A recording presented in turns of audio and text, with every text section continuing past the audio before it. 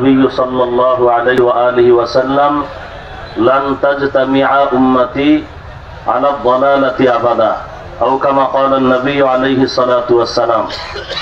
নবীজি বলেছেন কখনোই সারা দুনিয়ার মানুষ একই সময় পথভ্রষ্ট গোমরা হবে না।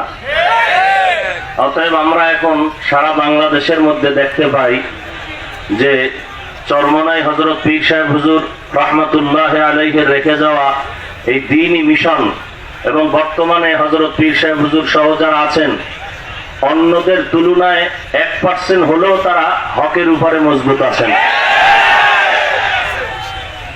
আর অন্যদিকে আমরা তাকাইলে দেখতে পাই কিছু কিছু হযরতরা তারা বাতিলের সাথে আপোষ করার স্বার্থ উদ্ধারের জন্য ব্যস্ত হয়ে থাকেন, আবার তারা ভিন্ন হয়ে যান।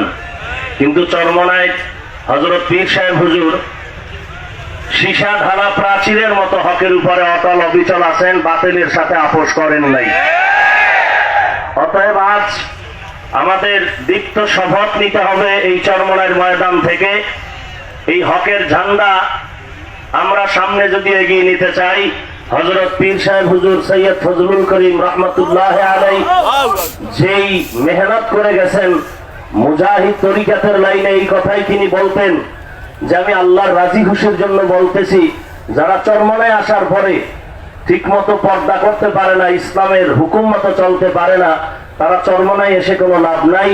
তারা মুরিদও দাবি করবেন, আমি তাদেরকে মুরিদ বলে স্বীকার করি না।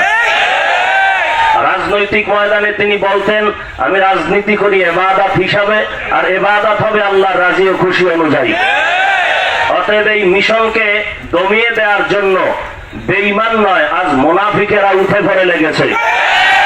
অতএব দীপ্ত শপথ নিতে হবে, বেঈমানের সাথে মোকাবেলার আগে মুনাফিকের সাথে মোকাবেলা করতে হবে।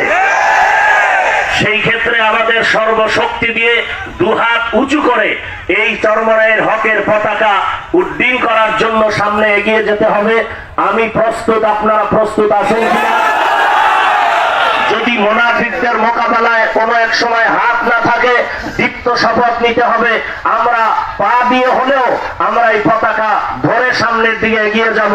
যদি কখনো পাও চলে যায়, আমরা দাঁত দিয়ে কামড়িয়ে ধরেও আমরা এই পতাকা নিয়ে, হকের ঝান্ডা নিয়ে সামনে আগাবো ইনশাআল্লাহ। আর অনেকে স্বপ্ন দেখতেছেন চরমনাই ঠেকাও, চরমনাই ঠেকাও, চরমনাই ঠেকাও।